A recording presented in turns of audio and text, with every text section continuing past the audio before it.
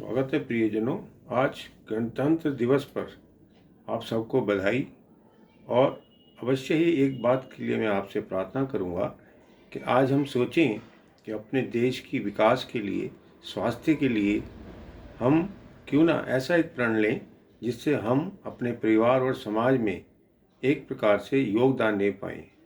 वो ये है कि हम सोचें कि हमें अब प्लास्टिक की थैलियाँ या पॉलीथीन के बैग्स, अक्सर लोग इनका प्रयोग अधिक करते हैं और वो ही कहीं ना कहीं हमारे सीवर सिस्टम को ख़राब करता है, गंदगी पैदा करता है। और ना केवल बाढ़ आती है या बारिश का पानी रुक के बहुत सारे रोगों को उत्पन्न करता है, यहाँ तक कि हमारे सिर्फ सीवर सिस्टम्स बंद होने के बाद बहुत सारी बीमारियाँ लाते हैं, जैसी अक्सर आपने कुछ दिनों पहले टीवी पे ये खबर सुनी होगी। मेरा कहना ये है कि हम इन सब बातों के लिए खुद भी एक प्रकार से, जब हम सरकारों को कहते हैं, प्रशासन को कहते हैं, तो ये हमारी भी एक प्रकार से उत्तरदायित्व या ड्यूटी बन जाती है कि हम भी उसमें सहभागी हों। पर रही बात है, जिस प्रकार मैं आपसे पिछले दिनों वीडियो पे एक बात कर रहा था कि हमारे पूर्वज अक्सर प्राचीन काल से ही स्वस्थ रहे होंगे। आज बेशक हमारी औसतन आयु बढ़ गई है, बीमारियां अक्सर हमको आम मिलती हैं। कहने का अभिप्राय ये है कि आपने एक कहावत सुनी होगी, early to bed early to rise makes a man healthy wealthy and wise. हम वाइज भी हैं लेकिन स्वास्थ्य हमारा अच्छा नहीं है।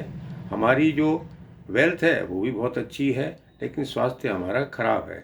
अक्सर आप देखेंगे शायद ही कोई होगा, चाहे कोई मरीज़ हो या डॉक्टर हो, आज जीवन शैली संबंधित रोग से पीड़ित ना हो, चाहे डायबिटीज़ हो, चाहे ब्लड प्रेशर हो, मोटापा हो इत्यादि।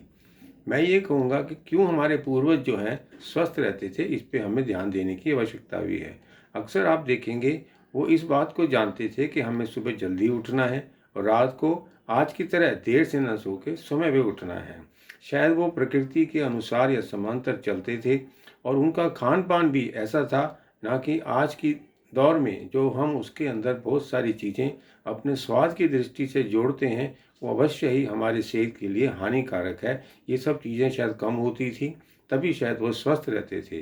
जिस आदमी का, व्यक्ति का रूटीन सुबह जल्दी उठने का अर्थात देर से ना उठने का हो, रात को जल्दी सोने का है यानी आज की तरीके से देर रात तक ना सोने का हो, तो अवश्य ही वो स्वस्थ रहे होंगे। जिस प्रकार से वो प्राकृतिक रूप में मिलने वाली जो चीज़ें हैं उसका सेवन ज़्यादा करते थे, मिलावटी चीज़ें चाहे घर में हों अपने स्वाद के लिए या बाहर की जो चीज़ें हैं उसका अक्सर सेवन कम करते थे।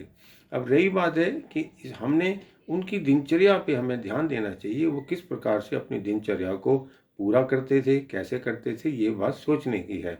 जैसा मैंने आपको पिछली बार बताया कि वो प्रातः ही अवश्य बाहर जाया करते थे। आज वो चीज़ें संभव तो नहीं है और ना ही होनी चाहिए थी, पर अब जब हम पढ़े लिखे हैं, हमारे पास सभी प्रकार के साधन हैं, तो क्यों ना हम अपने घरों के अंदर उसी प्राकृतिक या भारतीय तरीके से शौच को जाएं। अवश्य ही हमारे जो घुटने हैं वो ठीक रहेंगे, हमारा पेट जो है किसी भी प्रकार से बीमार से ग्रस्त नहीं होगा, ना हम मोटे होंगे, ना वजन बढ़ेगा, हमेशा चुस्ती और सुस्ती रहेगी, सुस्ती कम रहेगी। अब आप देखिए घरों के अंदर अक्सर नहाने से पहले वो बैठ के नहाया करते थे, ये भी एक कला थी। और अपने शरीर को एक प्रकार से मालिश मौसम के हिसाब से करते थे। जैसे मैंने आपसे पहले भी कहा, ऋतुओं के हिसाब से हमारे देश के अंदर जो हैं तेल मिलते हैं, जिनको हम खाली खाते भी हैं और अपने शरीर पे भी उसका सेवन कर सकते हैं। और आप आम तौर से आप देखेंगे नारियल का तेल, तिल का तेल, सरसों का तेल और अलसी का तेल, ये विभिन्न विभिन्न मौसमों में अक्सर इसका प्रयोग होता है। बेशक हम इनको खाते भी हैं, पर हमें भी ये ध्यान देना चाहिए, क्यों ना हम कुछ दिन करके देखें कि क्या ये वाकई बढ़िया है हमारे स्वास्थ्य के लिए। ये भी हमें अवश्य ही सोचने की ज़रूरत है। तो मेरा कहने का अभिप्राय है, वो जो खाना खाते थे वो ज़्यादातर अपने घर के अंदर मौसम के हिसाब से अपना नाश्ता करा करते थे। घी दूध जो जैसा मिलता था उसका भी सेवन करते थे और विभिन्न प्रकार से ऐसे भोजन करने से अवश्य ही उनके जो जीवन में पाचन क्रिया थी वो अच्छी रहती होगी। तभी तो वो इस प्रकार का मोटा, या जिसको हम कहते हैं, इस भोजन को करते थे, तो अवश्य ही वो स्वस्थ भी रहते होंगे। मेरा कहने का एक बार ध्यान ये भी है कि जिस प्रकार से मैंने आपसे जो भारतीय शौच का तरीका है सबसे बढ़िया था, वो ना खड़े होके मूत्र त्याग करते थे बल्कि बैठ के ही करते थे, जैसा अक्सर गांव में आपने देखा होगा ज़्यादातर लोग ऐसे ही करते आए हैं, आज भी शायद करते होंगे। ये अवश्य ही हमारे जो शरीर के अंदर जो टॉक्सिन्स हैं इस मूत्र से अवश्य ही साफ होते हैं, इन्फेक्शन की संभावनाएं कम होती हैं और बहुत सारी जो चीज़ें स्वास्थ्य के लिए खराब हैं उनका विसर्जन भी अच्छी खासी होता है। ऐसे ही जो उनका पेट है वो भी सही रहता है। यहाँ तक कि जिन लोगों को प्रोस्टेट की इशू होता है बड़े उम्र में, उनकी भी समस्या वो काफ़ी हद तक हल होती है। रही बात है जिस प्रकार से आजकल इन्फेक्शन की संभावना यूरिन में हो या पेट के अंदर हो वो भी कम होती है, तो इन सब चीज़ों को भी ध्यान देने की आवश्यकता है। अगले वीडियो में आपसे बात करूंगा किस प्रकार का लंच या भोजन करना चाहिए। इस पे हमें सोचने की ज़रूरत है कि लंच अक्सर आपने देखा होगा नाश्ते में और लंच के समय में 4 घंटे का अंतर होता था।